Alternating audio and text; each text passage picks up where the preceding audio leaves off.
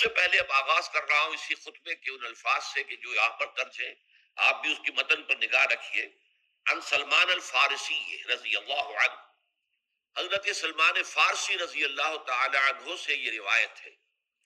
حضرت سلمان آپ کو معلوم ہے کہ ایران میں پیدا ہوئے، اور ان کے والد جو ہیں وہ آتش کدے کے بڑے ذمہ دار آدمی تھے، لیکن ان کو نفرت پیدا ہوئی کہ یہ آگ ہم خود جلاتے ہیں، ایندھن اس میں نہ ڈالیں تو بجھ جاتی ہے، ہم کیسے اس کے سامنے ہاتھ جوڑ کر کھڑے ہو جائیں، اس سے دعائیں مانگیں۔ بہرحال اس بنا پر جو بھی چپکلش ہوئی، تو جیسے حضرت ابراہیم علیہ السلام کو ان کے والد نے گھر سے نکال دیا تھا، انہیں بھی گھر سے نکلنا پڑا۔ جیسے حضرت ابراہیم نے پھر ہجرت کی تھی اور وہ عراق سے جو ہے شام کی طرف منتقل ہوئے تھے، تو یہ ایران سے شام کی طرف منتقل ہوئے۔ وہاں جا کر انہوں نے عیسائیت کا مذہب اختیار کیا، راہبوں کے پاس رہے۔ آخری راہب جس کے پاس تھے، زیر تربیت و تعلیم تھے، تو جب اس کے انتقال کا وقت آیا تو انہوں نے کہا کہ مجھے تو ابھی تشفی نہیں ہوئی پورے طور سے، آپ نے بہت کچھ سکھایا ہے، بہت کچھ سمجھایا ہے، اور میں نے آپ سے بہت کچھ فیض حاصل کیا ہے، لیکن ابھی تو مجھے تشفی نہیں ہوئی۔ اب آپ کا انتقال ہو رہا ہے، میں آپ کے بعد کس کے پاس جاؤں؟ تب اس نے کہا کہ میرا علم مجھے بتاتا ہے کہ نبی آخر الزمان کا ظہور اب قریب ہے، اور وہ جنوب میں کھجوروں کی سرزمین میں ہوگا، تو تم جاؤ، ٹرائی یور لک، جاؤ دیکھو شاید قسمت تمہیں ان کے قدموں میں پہنچا دے۔ تو وہ وہاں سے روانہ ہوئے ایک قافلے کے ساتھ، قافلے پر ڈاکوؤں نے حملہ کیا، انہیں پکڑ کر غلام بنا لیا، غلام بنا کر بیچ دیا۔ لیکن یہ دیکھیے قسمت ان کی کہ مدینے کے یہودی نے خرید لیا، اب مدینے پہنچ گئے۔ اب وہاں خبریں انہیں مل رہی ہیں کہ مکے میں کسی صاحب نے دعویٰ کیا ہے نبوت کا، لیکن ان کے پاؤں میں تو غلامی کی بیڑیاں، یہ مکے تو نہیں جا سکتے۔ تو میں کہا کرتا ہوں کہ یہ اس شخص کی قسمت ہے کہ جیسے ہم کہتے ہیں کہ پیاسا کنویں کے پاس جایا کرتا ہے، کنواں تو پیاسے کے پاس نہیں آتا، لیکن یہاں کیا ہوا، کنواں چل کر پیاسے کے پاس پہنچا ہے۔ محمد الرسول اللہ صلی اللہ علیہ وسلم ہجرت فرما کر مدینے تشریف لے آئے۔ تب انہوں نے اپنے آقا سے ایک روز کچھ تھوڑی سی کھجوریں مانگی لی، اور اجازت طلب کی، اور جا کر حضور کی خدمت میں پیش کی، کیونکہ اس نے یہ بتایا تھا راہب نے کہ وہ ہدیہ تو قبول کر لیں گے، صدقات قبول نہیں کریں گے، صدقہ قبول نہیں کریں گے۔ تو اسی امتحان کے لیے جا کر حضور کی خدمت میں وہ کھجوریں پیش کی۔ حضور نے پوچھا کیا ہے، عرض کیا صدقہ، فرمایا نہیں میں صدقہ قبول نہیں کرتا، یہ غربا کا حق ہے، دے دو، تقسیم کر۔ پھر کچھ عرصے کے بعد پھر کچھ کھجوریں لی ہوگی اپنے اس آقا سے، پھر پہنچے۔ پھر جب حضور نے پوچھا کیا ہے، عرض کیا کہ یہ ہدیہ، آپ نے فرمایا ہاں ٹھیک ہے، ہدیہ میں قبول کرتا ہوں۔ تو فوراً قدموں میں گر گئے، ایمان لے آئے۔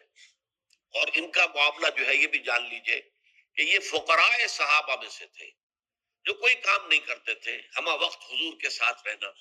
اور اس اعتبار سے حضور نے ان کے بارے میں یہ بھی کہا ہے کہ سلمان و منا من اہل البیت، سلمان جو ہے وہ ہمارے اہل بیت میں شامل ہے، رضی اللہ تعالی عنہ۔ ان کی روایت ہے قال خطبنا رسول اللہ صلی اللہ علیہ وسلم، وہ فرماتے ہیں کہ ہمیں خطبہ ارشاد فرمایا نبی اکرم صلی اللہ علیہ وسلم نے شعبان کے آخری دن، فقال، اور فرمایا یا ایھا الناس، اے لوگو، قد اظلکم شہر عظیم، تم پر ایک عظمتوں والا مہینہ سایہ فگن ہو گیا ہے۔ ظل کہتے ہیں سائے کو، اظلکم تم پر سایہ فگن ہو گیا ہے، ایک بہت عظمتوں والا مہینہ۔ اب دیکھیں یہ وہی ہے بات جو انگریزی کے محاورے میں ہے کہ coming events cast their shadows before, آنے والے واقعات کا ایک سایہ سا پہلے سے پڑ جاتا ہے۔ تو ابھی مہینہ شروع نہیں ہوا رمضان مبارک کا، لیکن وہ آیا چاہتا ہے، تو گویا کہ اس کا ایک سایہ پہلے آ گیا ہے، جس کو حضور فرما رہے ہیں کہ تم پر سایہ کر لیا ہے ایک ایسے مہینے میں کہ جو بہت عظمتوں والا ہے۔ شہر مبارک، وہ مہینہ بہت برکتوں والا ہے۔ شہر فیہ لیلۃ خیر من الف شہر، یہ وہ مہینہ ہے کہ جس میں ایک رات وہ بھی ہے کہ جو 1000 مہینوں سے افضل ہے۔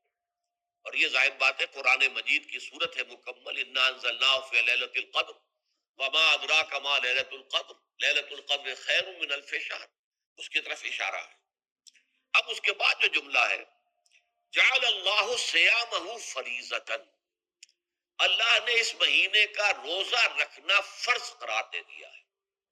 وہ قیام اللیل ہی، ایک تو قیام اللیل کے لفظ پر غور کیجیے، اور اس کی راتوں کے دوران کھڑے رہنے کو تطوعاً آزاد مرضی پر چھوڑ دیا ہے۔ تو گویا کہ اس رمضان مبارک کے دو پروگرام ہیں، ایک پروگرام دن سے متعلق ہے وہ ہے روزہ، اور ایک قیام رات سے متعلق ہے اور وہ ہے قیام اللیل۔ دن کا پروگرام فرض ہے، رات کا پروگرام فرض نہیں ہے، لیکن ایک طرح کی تشویق اور ترغیب، اس کے لیے جو ہے تحریص، یہ موجود ہے۔ ورنہ تو یہ ہے کہ ہر رات جو ہے اس میں تہجد آپ پڑھیں، رات کو کھڑے رہیں، وہ اللہ تعالیٰ کو بہت پسندیدہ ہے۔ تہجد حضور کے لیے تو فرض کے درجے میں رہی ہے، لیکن عام مسلمانوں پر فرض نہیں ہے۔ البتہ جو کوئی کر سکے ان کے لیے یقیناً بہت اعلیٰ مراتب ہے، بہت اونچے درجات ہیں، تو وہ تو کسی بھی شب میں پورے سال آپ کریں، لیکن اس کے لیے خاص طور پر چونکہ اہتمام کیا گیا، لہذا جعلہ کا جو فعل ہے اس کے مفعول میں جہاں یہ شامل ہے، نمبر ایک، جعل اللہ صیامہ فریضۃ، روزہ رکھنا فرض قرار دے دیا، اور اس کی راتوں کو کھڑے رہنا یہ تمہاری مرضی پر چھوڑ دیا، اسے فرض نہیں کیا۔ بس اس تمہید کے بعد اب میں شروع کروں گا استقبال رمضان کے ضمن میں روزے کی حکمتیں کیا ہیں، اس کے احکام کیا ہیں۔ نمبر ایک، شریعت محمدی میں روزے کی تدریجی فرضیت، یہ جو تمہیدی مضمون ہے اس ضمن میں وہ بہت اہم ہے۔ پہلی بات یہ جان لیجئے کہ اہل عرب جو ہے، قریش بھی، اہل مکہ اور قریش کے تابع بقیہ تمام بنی اسماعیل بھی، اور ان کے تابع جو بھی عرب میں دوسرے قبیلوں کے لوگ تھے کہ جو عربی تھے اور مشرک تھے، وہ سب اس کے اندر مراد ہیں۔ تو فرمایا گیا کہ ان لوگوں میں روزے کی عبادت معروف نہیں تھی۔ یا تو یہ ہے کہ حضرت ابراہیم علیہ السلام کے زمانے میں روزے کی عبادت تھی ہی نہیں، کیونکہ یہ لوگ اپنے قول کے مطابق ملت ابراہیم پر تھے، لیکن یہ ہے کہ بہرحال روزے کی عبادت سے ناآشنا تھے۔ کیا وجہ ہے یہ ہم نہیں جانتے۔ آپ کو معلوم ہے نماز سے وہ واقف تھے، اگرچہ اس کا حلیہ انہوں نے بگاڑ دیا تھا، تالیاں بجاتے تھے، سیٹیاں بجاتے تھے یہ، لیکن نماز کہتے تھے اسے نماز۔ طواف سے وہ واقف تھے، اگرچہ اس کے ضمن میں اتنی گھناؤنی حرکت بھی کی تھی کہ مرد اور عورتیں وہ بالکل برہنہ ہو کر طواف کرتے تھے، تو اسے بہت فضیلت والی بات سمجھتے تھے، بہت خدا رسیدگی کی بات سمجھتے تھے کہ کامل برہنہ ہو کر طواف کیا جائے، لیکن بہرحال طواف تھا۔ اسی طرح قیام عرفہ، قیام منی، یہ بھی موجود تھے۔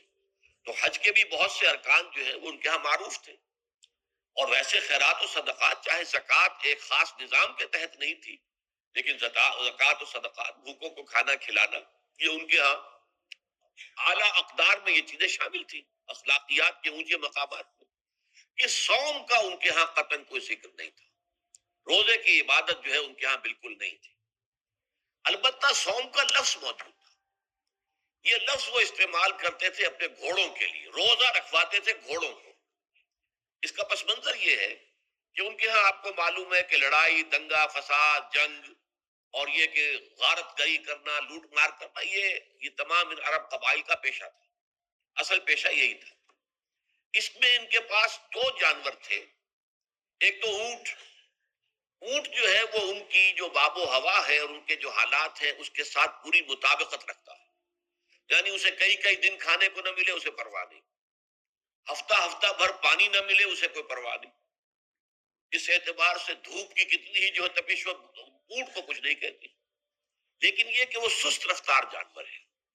لڑائی کے لیے، جنگ کے لیے، خاص طور پر غارت گری جہاں کرنی ہو، جہاں جا کر گویا کہ ڈاکہ مارنا، پھر دوڑنا ہے، بھاگنا ہے، واپس جانا ہے، تو انہیں گھوڑے کی ضرورت ہوتی تھی جو سریع الرفتار ہے، لیکن گھوڑے میں یہ اوصاف نہیں تھے۔ وہ بھوک کو برداشت نہیں کر سکتا، مزمحل ہو جائے گا، وہ پیاس کو برداشت نہیں کر سکتا، مزمحل ہو جائے گا، وہ دھوپ کو برداشت نہیں کر سکتا، مزمحل ہو جائے گا، اور اگر یہ گھوڑا مزمحل ہو جائے تو سوار کا کیا حشر ہوگا، وہ آپ اس سے اندازہ کر لیجئے کہ اصل میں تو پھر ہلاکت سوار کی ہوگی۔ اس لیے وہ اسے تیار کرتے تھے جنگ کی صعوبتوں کو برداشت کرنے کے لیے۔ اس کا دانا پانی بند کر دیا، اور اس کا منہ جو ہے وہ عرب بدو جو ہوتا تھا خود تو اپنا چہرہ اور سر لپیٹ لیتا تھا کپڑے کے اندر، جب وہ چلتی تھی ان کے ہاں باد سموم، تیز آگ جیسی ہوا جو ہے جس کے اندر ریت کے ذرات بھی ایسے ہوتے تھے گویا کہ کسی بھاڑ کی جو ہے اس کے اندر کی ریت جو ہے وہ چلی آ رہی ہے۔ تو گھوڑے کا کا رخ ادھر کر کے کھڑے کر دیتے تھے اس کو، خود اپنے منہ پر ڈاٹا باٹا باندھا ہوا اپنی حفاظت کے لیے، تاکہ اس کے اندر دھوپ کی سختی برداشت کرنے کی عادت پیدا ہو جائے، پیاس کی برداشت کرنے کی عادت پیدا ہو جائے، بھوک کو برداشت کرنے کی۔ اس کو کہتے تھے صوم۔ صوم کے لفظی معنی رک جانا۔ اب یہ کھانے پینے سے رکا ہوا ہے، اور یہ دھوپ کی سختیاں برداشت کرنے کے لیے دھوپ کے اندر، اور وہ جو آتی تھی وہاں پہ باد سموم، اس کے اندر بھی اس کا سامنا کرنے کے لیے تیار ہے۔ تو یہ پس منظر ہے روزے کا لغوی اعتبار سے، اور یہ کہ اہل عرب جو ہے پرانے، وہ اس عبادت سے ناواقف تھے، لہٰذا ہمیں پورے مکی قرآن میں اس کا کہیں ذکر نہیں ملتا۔ البتہ مدینے میں جب حضور تشریف لائے اور صحابہ کرام ہجرت کے بعد، تو یہاں آپ نے دیکھا کہ یہودی جو ہے وہ روزہ رکھتے ہیں یوم عاشورہ کا، 10 محرم کا۔ تو حضور نے دریافت کیا کہ یہ تم 10 محرم کو روزہ کیوں رکھتے ہو؟ تو انہوں نے کہا کہ یہ دن ہماری نجات کا دن ہے۔ 10 محرم کو اللہ تعالیٰ نے فرعون کو غرق کیا تھا اور ہمیں نجات دی تھی اس کے ظلم و ستم سے، تو شکرانے کے طور پر ہم روزہ رکھتے ہیں۔ تو حضور نے فرمایا کہ موسیٰ کے تو پھر ہم تم سے زیادہ حقدار ہیں، ہم موسیٰ کو مانتے ہیں علیہ الصلوۃ والسلام، ان کی عزت کرتے ہیں، قدر کرتے ہیں، تو ہم بھی روزہ رکھیں گے۔ تو آپ نے صحابہ کو حکم دیا کہ عاشورہ کا روزہ رکھا۔ پھر کچھ عرصے کے بعد اللہ تعالیٰ کی طرف سے حکم آ گیا، اور یہ حکم جو ہے اس رکوع کی پہلی آیت کے اندر ہے، یا ایھا الذین آمنوا کتب علیکم الصیام کما کتب علی الذین من قبلکم لعلکم تتقون۔ لیکن جیسا کہ میں بعد میں بتاؤں گا، یہ حکم صوم رمضان کا نہیں ہے، بلکہ یہ کہ اللہ کے حکم سے پہلے 3 دن کے روزے فرض کیے گئے۔ ہر مہینے کی 13ویں، 14ویں اور 15ویں تاریخ کو روزہ رکھو۔ اس میں بڑی حکمت تھی، چونکہ یہ عرب عادی نہیں تھے روزے کے، تو انہیں تدریجاً خوگر کرنا تھا۔ ظاہر بات ہے کہ 30 دن جو ہے وہ تو ایک بڑی مدت ہے، اور ظاہر بات ہے کہ مئی کا مہینہ بھی آ جائے گا، اس میں جون بھی آئے گا، جولائی بھی آئے گا، قیامت خیز مہینے آ جائیں گے، تو بڑی ہمت جواب دے جائے گی۔ تو پہلے روزہ ہر مہینے 3 روزے رکھنے کی ان کو مشق کرائی جائے، تاکہ یہ عادی ہو۔ یہ 3 روزے اگر مئی میں بھی آ گئے، جون میں بھی آ گئے، تب بھی ٹھیک ہے، اس کو انسان 3 دن کی تو مشقت برداشت کر سکتا ہے۔ تو پہلے یہ کیا گیا، لیکن اس کے ضمن میں یہ حکم دے دیا گیا، اس کو کہتے ہیں وجوب علی التخییر، یہ اختیار دے دیا گیا کہ یہ 3 روزے تم پر واجب کیے جا رہے ہیں، لیکن یہ کہ اگر تم یہ روزے نہ رکھو تو تم فدیہ دے سکتے ہو، ایک مسکین کو کھانا کھلانا صبح و شام۔ یہ ہے وجوب علی التخییر۔ دوسری رعایت یہ دی گئی کہ اگر کوئی شخص ان 3 تاریخوں میں بیمار ہو یا سفر پر ہو تو وہ تعداد دوسرے دنوں میں پوری کر لے۔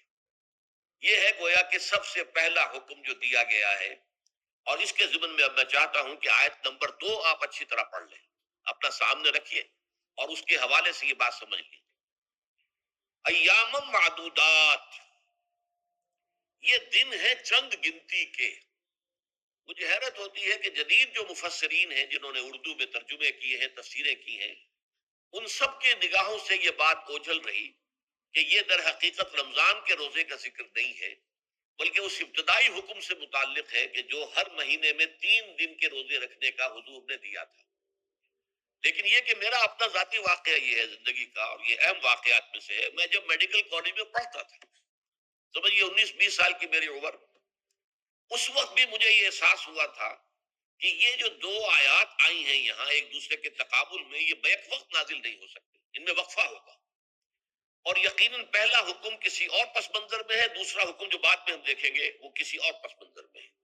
تو میری رائے یہ تھی، اور میں اس پر قائم بھی تھا، بیان بھی کرتا تھا، لیکن ڈرتا تھا، اس لیے کہ اس وقت تک جتنی تفسیریں میں نے دیکھی تھی، ترجمے دیکھے تھے، ان میں سے کسی نے یہ بات کہی نہیں تھی۔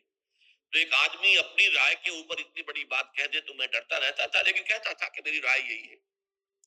پھر اتفاق سے جماعت اسلامی ہند کا ترجمان ہوتا تھا ماہنامہ زندگی، عروج احمد قادری صاحب اس کے مدیر تھے۔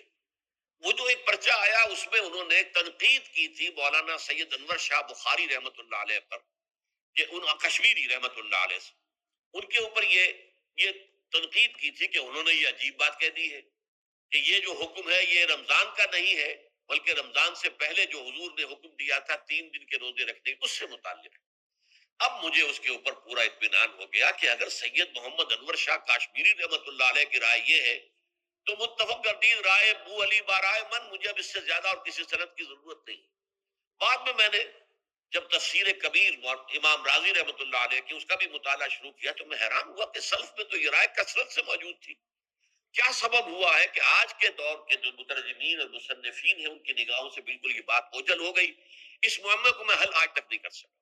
لیکن اب میں پورے تیقن سے آپ سے کہہ رہا ہوں کہ یہ جو پہلی دو آیتیں ہیں ان کا تعلق صوم رمضان سے نہیں ہے، بلکہ ان کا تعلق ہے وہ 3 دن کی. اس کی سب سے بڑی دلیل اس کے اندر موجود ہے ایام معدودات، گنتی کے چند دن. اب 30 یا 29 دن جو ہے وہ گنتی کے چند دن نہیں ہو سکتے، وہ اچھی بڑی تعداد ہے. پھر یہ ہے کہ یہ معدودات جو ہے اس کو کہا جاتا ہے جمع قلت. یہ زیادہ سے زیادہ 9 پر اس کا اطلاق ہوتا ہے، اس وزن پر جو جمع آتی ہے. اور اس میں جو ہے خود قرآن مجید میں حج کے سلسلے میں منا کے قیام کے ضمن میں الفاظ آئے ہیں ایام معدودات. فمن فمن تعجل فی یومین فلا اسم علیہ ومن تاخر فلا اسم علیہ. منا میں قیام ہے گنتی کے چند دن، تو جو 2 دن ہی میں جلدی کر کے وہاں سے واپس ہو جائے اس پہ بھی کوئی اس گناہ نہیں ہے، اور جو مؤخر کر کے 3 دن پورے کرے اس پر بھی کوئی گناہ نہیں. تو وہاں پر بھی نظیر موجود ہے کہ 2 یا 3 دن پر اس کا اطلاق ہو رہا ہے. تو یہاں پر ایام معدودات سے یہ لازماً یہ مراد ہے کہ یہ 3 دن جو ہے ہر مہینے میں 13ویں 14ویں 15ویں در حقیقت اس روزے سے متعلق یہ آیت آ رہی ہے. اور یہ بھی نوٹ کر لیجئے کہ رمضان کے روزے کی فرضیت کے بعد بھی حضور کا معمول اور آپ کے صحابہ کا اور جو بھی ہمارے ہاں اتباع کرتے ہیں حضور صلی اللہ علیہ وسلم کا نوافل میں بھی ان کا یہ معمول ہے. ہر مہینے میں یہ 3 روزے حضور بعد بھی رکھتے تھے اور آپ کے بہت سے صحابہ رکھتے تھے، اور آج بھی ہمارے ہاں بہت سے لوگ جو دیندار ہیں اور جن کے اندر یہ جذبہ ہے اتباع سنت کا وہ رکھتے ہیں. 13ویں 14ویں اور 15ویں تاریخوں کا ان کو ایام 20 کہتے ہیں. اس کی راتیں روشن ہوتی ہیں، 13ویں رات 14ویں رات 15ویں رات. چاند جو ہے اس کے اندر آپ کو معلوم ہوتا ہے 14ویں کو تو مکمل ہوتا ہی ہے، 13ویں اور 15ویں کا بھی تقریباً مکمل ہے. تو ایام 20 کے روزے جو ہیں بعد میں بھی برقرار رہے ہیں، لیکن نفلن. فرض اس کے بعد جو ہے وہ رمضان کے روزے ہو گئے. ایام معدودات یہ دن ہے گنتی کے. فمن کان منکم مریض او علی سفر فعدۃ من ایام اخر. تو جو کوئی بھی تم میں سے ہو بیمار یا سفر پر تو وہ تعداد پوری کر لے دوسرے دنوں. گویا کہ اب اگلی کیا ایک تو یہ رعایت ہو گئی. دوسری رعایت قال الذین یطیقونہ فدیۃ طعام مسکین. اور ان لوگوں کے ذمے کے جو اس کی طاقت رکھتے ہوں، یعنی مریض بھی نہیں ہے صحت مند ہے روزہ رکھ سکتے ہیں، سفر بھی نہیں ہے سفر پر نہیں ہے مقیم ہے روزہ رکھ سکتے، پھر بھی نہ رکھیں تو ان کے لیے بھی ایک اختیار. اسی لیے میں نے لفظ استعمال کیا تھا وجوب علی التخییر. واجب تو ہے لیکن اس میں ایک اختیار دے دیا گیا ہے. وہ اختیار کیا ہے؟ فدیۃ طعام مسکین. تو پھر یہ ہے کہ ایک مسکین کو کھانا کھلا دینا. فدیہ کہتے ہیں کسی چیز کا بدل ہو جائے، جیسے کہ جنگی مجرم ہے اس کا فدیہ ہے، گویا کہ اس کو دے کر وہ پھر آزاد ہو جائے گا، فدیہ اس کو کہتے ہیں. ففدیۃ طعام مسکین. لیکن یہ ہے کہ فمن تطوع خیرا فهو خیر اللہ.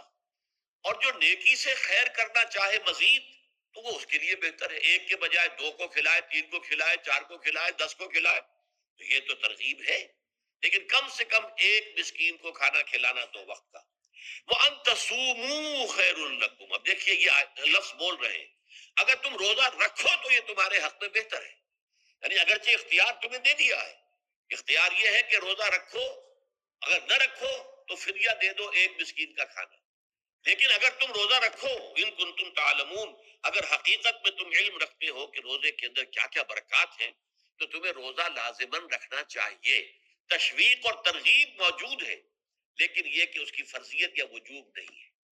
یہ تھا ابتدائی حکم روزے کے ضمن میں. اب اس کے بعد اگلی آیت جو ہے اس کے بھی پہلے حصے کو مت پڑھیے. شہر رمضان الذی انزل فیہ القرآن، اس کے بارے میں تو بعد میں گفتگو ہوگی. بینات من الہدی والفرقان.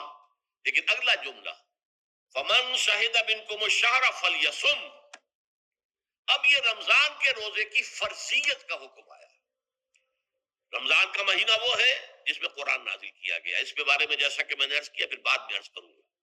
لیکن جو شخص بھی تم میں سے موجود ہو اس مہینے میں، اپنے گھر میں موجود ہے، اپنے شہر میں موجود ہے، سفر پر نہیں ہے، یا یہ ہے کہ جو شخص بھی اس مہینے کو پائے، اس کی زندگی میں یہ مہینہ آ جائے، یہ برکتوں کا ایک موقع اسے مزید حاصل ہو جائے، فلیصم. یہ امر کا صیغہ ہے. یہ وجوب ہے مطلقاً. اب اس میں جو دو رعایتیں پہلے دی گئی تھی ان میں سے ایک کو برقرار رکھا. ومن کان مریضا او علی سفر فعدۃ من ایام اخر. یہی وہ الفاظ ہیں جن کی بنا پر میرا گمان اس وقت بھی یہ تھا کہ یہ دو بیک وقت نازل نہیں ہو سکتی آیات. یہ جو تکرار ہے بیماری تکرار ہو جائے گی پھر اگر ایک ہی وقت میں نازل ہو رہی ہے. اور قرآن مجید کی فصاحت اور بلاغت سے یہ چیز بعید ہے کہ وہاں پر اس طرح کی تکرار بلا سبب ہو رہی ہو. قرآن میں اور بہت سی آیات ہیں جن میں کہ آپ کو معلوم ہے کہ پورا رکوع ہے سورہ مزمل کا جس میں قیام اللیل کا حکم ہے. پھر اسی کے آخر میں وہ آیت شامل کر دی گئی ہے جو کم سے کم 1 سال بعد نازل ہوئی ہے جس میں کہ رات کے قیام کا وجوب ختم کر دیا گیا. اور صرف یہ کہ جتنا بھی تم سے ممکن ہو سکا کرو. ضروری نہیں ہے کہ تہائی شب ہو، آدھی ہو، 2/3 ہو، جتنا بھی ممکن ہو قرآن پڑھا کرو رات کو. گویا کہ وہ فرضیت جو تھی قیام اللیل کی وہ ختم ہو گئی. اس حوالے سے وہ جو ناسخ ہے منسوخ کرنے والی آیت بھی اس کے ساتھ ہی رکھ دی گئی ہے تاکہ وہ جو اصل حکم تھا وہ بھی برقرار سامنے رہے اور جس نے آ کر اسے منسوخ کیا وہ بھی برقرار رہے اور سامنے رہے. اسی طرح یہاں پر بھی یہ حکم آیا کتنے عرصے کے بعد آیا یہ مجھے معلوم نہیں، لیکن یہ کچھ عرصے کے بعد آیا ہے. جب رمضان کا مہینہ وہ ہے کہ جس میں قرآن نازل کیا گیا. اب جو شخص بھی اس مہینے کو پائے اس پر لازم ہے کہ اس کے روزے رکھے. ہاں من کان مریضا او علی سفر، جو شخص ہو مریض بیمار ہو یا سفر پر ہو، فعدۃ من ایام اخر، تو وہ تعداد پوری کر لے دوسرے دنوں میں. یرید اللہ بکم اليسر ولا یرید بکم العسر، اللہ تمہارے ساتھ آسانی چاہتا ہے سختی نہیں چاہتا. یہ اصل میں کیوں کہا ہے اس کی وجہ سمجھ لیجئے. آج بھی آپ کو اپنے ہاں ایسے لوگ مل جائیں گے جن کا تقوی کا تصور اتنا غلط ہو گیا ہے کہ 104 درجے کا بخار ہے روزہ چھوڑنے کو تیار نہیں. بھلے آدمیوں اللہ نے تمہیں ایک رخصت دی ہوئی ہے تو خام خواہ اپنے اوپر یہ شدت کیوں لے رہے؟ لیکن لیتے ہیں. روزہ چھوڑنے کو تیار، روزہ قضا نہیں کرو. سفر پر جا رہے ہیں اور روزہ قضا کرنے کو تیار نہیں. ایک موقع پر ایک غزوے کے دوران ایسا ہوا کہ کچھ لوگوں نے سفر روزہ رکھا ہوا تھا لیکن وہ اتنے یوں سمجھیے مزمحل ہو گئے کہ جب پڑاؤ پر پہنچے تو جن کا روزہ نہیں تھا انہوں نے تو بڑی چاق و چوبند طریقے سے خیمے نصب کیے، سارا بندوبست کیا اور یہ جا کر بے سود ہو کر بے ہوش ہو کر گر پڑے. تو حضور نے فرمایا ان کو دیکھ کر لیس من البر الصیام فی السفر، سفر میں روزہ رکھنا یہ کوئی نیکی کا کام نہیں ہے. یہ نیکی کا غلط تصور ہے کہ جو تم نے اپنے اختیار کر لیا. یہ تمہارے اندر تشدد پسندی پیدا ہو رہی ہے. دین کے احکام میں جو مقصد ہے وہ کیا ہے؟ یرید اللہ بکم اليسر ولا یرید بکم العسر. اسی پر عمل کرتے ہوئے حضور نے فرمایا ہے کہ جو بھی علماء دین ہیں یا جو رہنمایان دین ہیں ان کا کام کیا ہے؟ آپ نے فرمایا یسروا ولا تعسروا، دیکھو آسانیاں پیدا کرو سختیاں پیدا نہ کرو. دین میں سختیاں پیدا کرنا بھی وہ اسر اور اغلال بن جاتا ہے کہ جس کو رفع کرنے کے لیے اور جس سے لوگوں کو یہودیوں کو اور تمام اہل کتاب کو نجات دینے کے لیے اللہ تعالیٰ نے اپنے رسول محمد صلی اللہ علیہ وسلم کو بھیجا. وَيَضَعُ عَنْهُمْ إِصْرَهُمْ وَالْأَغْلَالَ الَّتِي كَانَتْ عَلَيْهِمْ، کہ جہاں وہ نیکی کا حکم دیتے ہیں بدی سے روکتے ہیں، پاکیزہ چیزوں کو حلال ٹھہراتے ہیں اور خبیث چیزوں کو ناپاک چیزوں کو حرام قرار دیتے ہیں، وہیں وہ لوگوں کے اوپر سے وہ بوجھ بھی ختم کرتے ہیں کہ جو انہوں نے خام خواہ اپنے اوپر لاد لیے. تو ان میں سے یہ بھی ہے کہ یہ نیکی کا کام نہیں ہے کہ آپ سفر میں ہیں اور روزہ رکھ رہے ہیں. یرید اللہ بکم اليسر ولا یرید بکم العسر وَلِتُكْمِلُوا الْعِدَّةَ، لیکن یہ بات واضح رہے کہ اب تمہارے لیے تعداد کو پورا کرنا لازم ہے. یہ نہیں ہے کہ آپ اس کی جگہ پر فدیہ دے دیں تو بات پوری ہو جائے گی. نہیں، روزے کی تعداد آپ کے رمضان میں 2 روزے 3 روزے چھوٹ گئے بیماری کی وجہ سے ٹھیک ہے، لیکن دوسرے دنوں میں اس کی قضا دینی لازم ہے. وہ روزے رکھنے جو ہے آپ پر لازم ہے، ان کا کوئی بدل جو ہے وہ فدیہ نہیں ہو سکتا. البتہ یہ نوٹ کر لیجئے یہ حکمت نبوی ہے کہ یہاں اگرچہ وہ فدیے کا حکم جو ہے گویا کہ بظاہر قرآن مجید کے الفاظ سے محسوس ہوتا ہے کہ مطلقاً منسوخ ہو گیا، لیکن حضور نے اس کو خاص حالتوں میں باقی رکھا ہے. کوئی شخص اتنا بوڑھا ہو چکا ہے یا خاتون اتنی بوڑھی ہو چکی ہے کہ دن بھر کا فاقہ جو ہے اس میں اندیشہ ہے کہ کہیں ہلاک نہ ہو جائے. کوئی مریض ہے، مرد ہے یا عورت ہے، وہ ڈائبٹیز کی مریضہ ہے، اس کو وہ شوگر کا مرض ہے اور وہ اس کو برداشت نہیں کر سکتی، شوگر لیول بہت نیچے ہو جائے تو موت واقع ہو سکتی.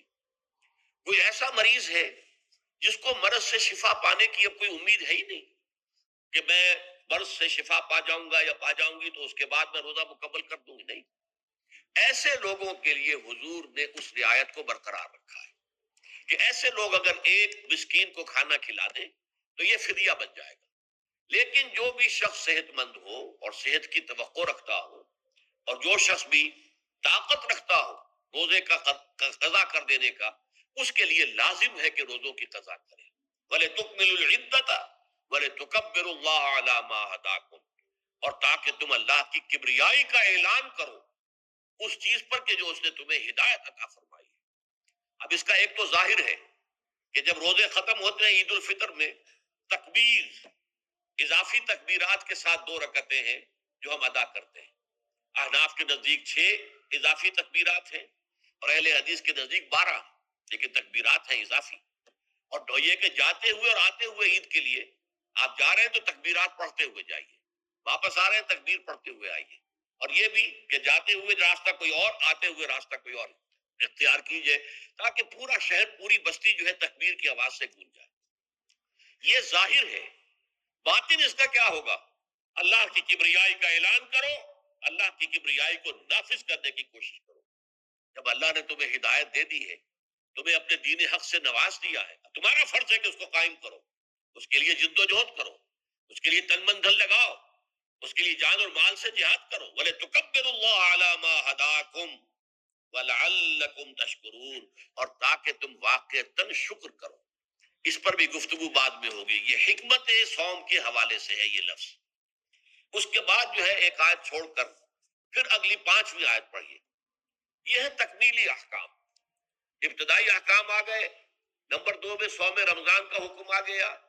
نمبر 3 پر ہوا کیا تھا کہ جب روزوں کا حکم دیا گیا تو چونکہ مثال آپ نے رکھی تھی یہود کی کہ یہود جو ہے عاشورہ کا روزہ رکھتے ہیں تو ہم بھی کیوں نہ رکھیں، مسلمانوں تم بھی رکھو.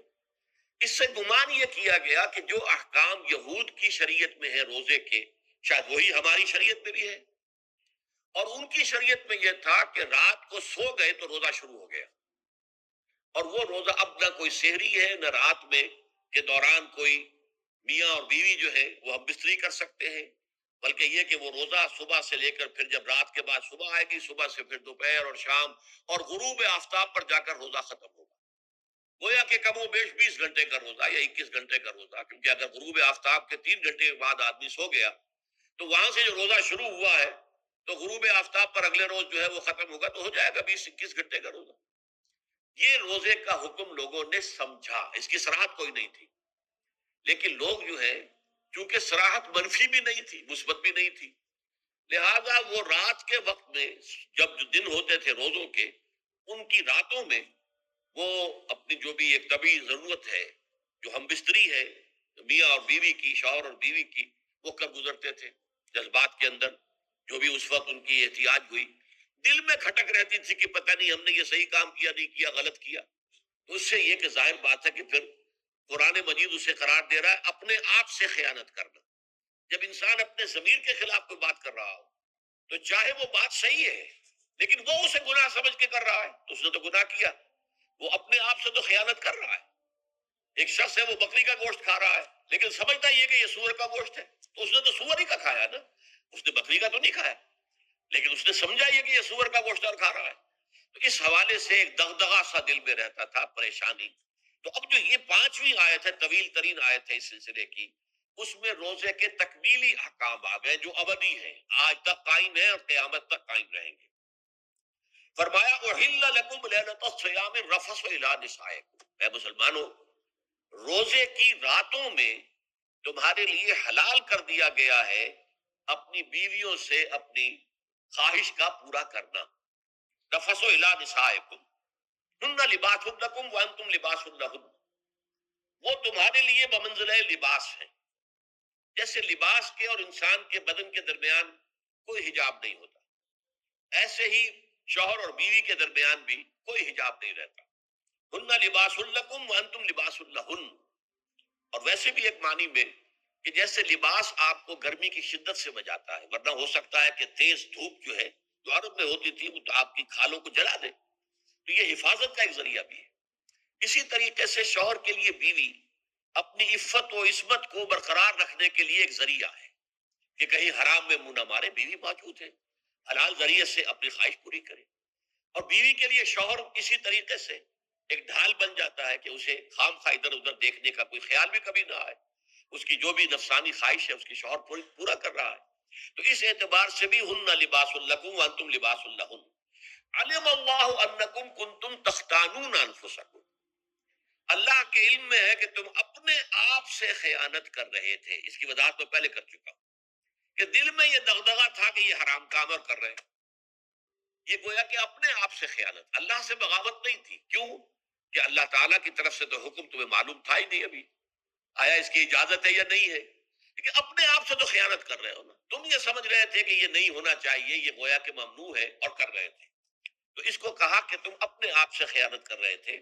علم اللہ انکم کنتم تختانون انفسکم فتاب علیکم، تو اللہ نے تم پر اپنی رحمت اور مغفرت کے ساتھ توجہ فرمائی، یعنی جو کچھ اب تک ہو چکا ہے اسے اللہ نے معاف کر دیا، اسے صاف کر دیا، کلین سلیٹ۔ اب تمہارا جو اعمال نامہ ہے اس میں اس طرح کا اگر کوئی عمل درج ہو گیا ہے تو اللہ نے صاف کر لیا، وعفا عنکم، اور تمہیں معاف بھی کر دیا ہے۔ فالآن باشروہن، تو اب تم ان کے ساتھ جو بھی تعلق زن و شو ہے اس کو اختیار کر سکتے ہو۔ فالآن باشروہن وابتغوا ما كتب اللہ لکم، اور حاصل کرو وہ کچھ جو کچھ اللہ نے تمہارے لیے لکھ دیا۔ یہ تعلق زن و شے سے دو چیزیں ہیں کہ جو مقصود ہیں، ایک تو سب جانتے ہیں اولاد، ہر انسان کی خواہش ہوتی ہے کہ میری نسل کا تسلسل باقی رہے، لیکن نمبر دو ایک شے اور ہے، قرآن مجید میں بیان کیا گیا، بلے تسکنو الیہا، اس میں ایک سکون ہے، اس میں جو بھی ہے، جو بھی عمل ہے مباشرت کا، اس میں ایک اعصابی طور پر سکون کی کیفیت انسان کو حاصل ہوتی ہے، تو یہ بھی مطلوب و مقصود ہے۔ تو ما کتب اللہ لکم، تمہارے لیے اللہ نے اس میں ایک تو اولاد کا معاملہ رکھ دیا ہے اور ایک تمہارے لیے سکون کا، لتسکنوا الیہا، تاکہ تم ان کی طرف توجہ کر کے سکون حاصل کرو۔ فالآن باشروہن وابتغوا ما کتب اللہ لکم وکلوا واشربوا، اب سحری کا حکم آ گیا، وکلوا واشربوا حتی یتبین لکم الخیط الابیض من الخیط الاسود من الفجر، اور کھاتے رہو اور پیتے رہو یہاں تک کہ تمہارے لیے فجر کے وقت کے اعتبار سے سفید ڈوری سیاہ ڈوری سے بالکل علیحدہ ہو جائے۔ اصل میں اس کو بعض صحابہ نے تو سمجھا کہ یہ لغوی معنی اس کے لیے لیے کہ آپ اپنے تکیے میں ایک سفید دھاگا رکھ لیا، ایک کالا رکھ لیا، اور دیکھتے رہتے تھے، جب یہ سفید اور کالا علیحدہ علیحدہ نظر آنے لگے تو پھر روزے کا رکھنے کا وقت شروع ہو چکا اور اب کھانا پینا بند کر دیا جائے۔ فرمایا گیا یہ مراد نہیں ہے، یہ جب پاؤں پھٹتی ہے تو اس کے اندر ایک سفید سی لکیر جو ہے افق کے اوپر آتی ہے، یہ ہے مراد، کہ وہ جو سفید لکیر ہے وہ ظاہر ہو جائے اور وہ رات کے اختتام کا گویا کہ ایک اعلان اور علم بن جائے۔ تو وَكُلُوا وَاشْرَبُوا، اب اس کی جو ہے بڑی تاکید کی گئی، تَسَحَّرُوا فَإِنَّ فِي السُّحُورِ بَرَكَةٌ، سحری ضرور کیا تھا، اور یہ در حقیقت برکت کا ذریعہ ہے۔ یہ بھی آپ نے فرمایا ہمارے اور یہود کے روزے کے مابین جو فرق ہے وہ سحری ہے، یہ سحری، کیونکہ روزہ جو ہے وہ فجر سے لے کر اور غروب آفتاب تک ہے، طلوع آفتاب سے نہیں، فجر سے، جبکہ وہ سفیدہ سحر جس کو ہم کہتے ہیں نمودار ہو جائے، طلوع آفتاب تو ابھی 1.5 گھنٹے بعد ہوگا کہیں جا کے، لیکن اس وقت جو ہے روزہ شروع، غروب آفتاب پر ختم۔ اس حوالے سے اس سے پہلے کھانا پینا، اور اس میں بھی فرمایا گیا کہ بعض لوگ بہت زیادہ احتیاط کرتے ہیں، وہ صحیح نہیں ہے، اس لیے کہ فجر کے لیے اذان جب دیتے تھے تو اس میں بعض حضرات ذرا جلدی کرتے تھے، حضور نے فرمایا کہ نہیں دیکھو یہ ذرا جلدی کر دیتے ہیں، اگر تم میں سے کسی کے ہاتھ میں پیالہ ہے، ابھی وہ کچھ کھا رہا ہے، اذان ہو گئی ہے، تو وہ اپنا پیالہ پورا کر لے، اس میں بھی تشدد کی ضرورت نہیں، جیسے کہ اس سے پہلے ہم پڑھ چکے یسروا ولا تعسروا، یرید اللہ بکم الیسر ولا یرید بکم العسر، اللہ تمہارے ساتھ آسانی چاہتا ہے، سختی نہیں چاہتا۔ تو اسی طرح فرمایا وَكُلُوا وَاشْرَبُوا حَتَّى يَتَبَيَّنَ لَكُمُ الْخَيْطُ الْأَبْيَضُ مِنَ الْخَيْطِ الْأَسْوَدِ مِنَ الْفَجْرِ ثُمَّ أَتِمُّوا الصِّيَامَ إِلَى اللَّيْلِ، پھر اب روزے کو پورا کرو رات تک۔ إِلَى اللَّيْلِ میں پھر بڑی بحثیں ہوئی ہیں، اس لفظ کی مناسبت سے اہل تشیع اس کے قائل ہیں کہ جب کہ خوب اندھیرا ہو جائے، لیکن اہل سنت کا اجماع ہے کہ غروب آفتاب اس سے مراد ہے، اس لیے کہ آغاز رات کا غروب آفتاب کے ساتھ، اور اس میں بھی احادیث کے اندر آیا ہے کہ تعجیل کرنی چاہیے. بعض لوگ وہی جو میں نے عرض کیا کہ تقوا کے تحت جو ہے جیسے کہ سفر میں بھی روزے رکھتے ہیں یا 104 بخار کے درجے میں بھی وہ روزہ قضا کرنے کو تیار نہیں ہوتے، ایسے ہی وہ تاخیر کرتے ہیں اپنے تقوی کے حساب سے، کہیں ایسا نہ ہو، کوئی غلطی نہ ہو جائے، کہیں یہ نہ ہو جائے، کہیں وہ نہ ہو جائے، تو پھر اس کے اندر وہ افطار میں. تو آپ نے فرمایا کہ قوم جو ہے اسی وقت صحیح رہے گی جبکہ وہ افطار میں عجلت سے کام لے.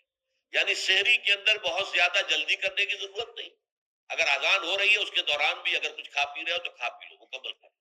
اسی طریقے سے افطار کے اندر جو ہے وہ تاخیر کرنے کی ضرورت نہیں، سورج کے غروب کے ساتھ افطار کر لو.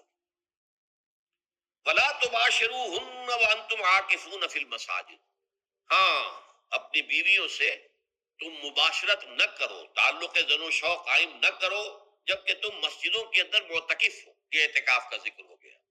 رمضان کے آخری عشرے میں یہ اعتکاف جو مسنون ہے کہ 21ویں شب سے شروع ہو جائے گا، یعنی 20واں روزہ ختم ہوا اس کے ساتھ یہ اعتکاف شروع ہو گیا. اور پھر اعتکاف مسنون جو ہے وہ جب تک کہ چاند نظر نہ آ جائے شوال کا، عید کا، اس وقت تک یہ اعتکاف جاری رہے گا. یہ ہے مسنون اعتکاف. اس کی کیا حکمت ہے وہ میں بعد میں عرض کروں گا. تو یہ حکمت جو ہے اس کے حوالے سے گفتگو بعد میں ہو جائے گی، لیکن یہاں یہ بتا دیا گیا کہ یہ جو رمضان کی 20 راتوں میں اجازت دی گئی ہے اپنی بیویوں کے ساتھ ہم بستری کی، وہ اس معتکف کے لیے نہیں ہے. جو مسجد میں معتکف ہے تو ہاں اس کی اہلیہ آ سکتی ہے وہاں ملاقات کے لیے، کسی مشورہ کوئی کرنا ہے بہت ضروری ہے، آ جائے، ملاقات ہو سکتی ہے، لیکن یہ کہ مباشرت نہیں ہو سکتی، وہ حرام. فرمایا ولا تباشروهن وانتم عاکفون فی المساجد تلک حدود اللہ، یہ اللہ کی حدود ہیں، شریعت اسلامی کی یہ حدود ہیں. فلا تقربوها، تو ان کے قریب تک مت جاؤ. قرآن مجید میں اس اعتبار سے دو انداز تعبیر ہے کہ اللہ کی حدود ہے فلا تعتدوها، یہ اللہ کی حدود ہے، ان سے تجاوز نہ کرو، اس حد کو پھلانگ نہ جاؤ، اس حد سے آگے نہ گزر جاؤ. یہاں ہے تقربوها، اللہ تعالیٰ کی حدود کے قریب تک نہ جاؤ. اس کی وجہ ایک حدیث میں بیان کر دی گئی ہے کہ جیسے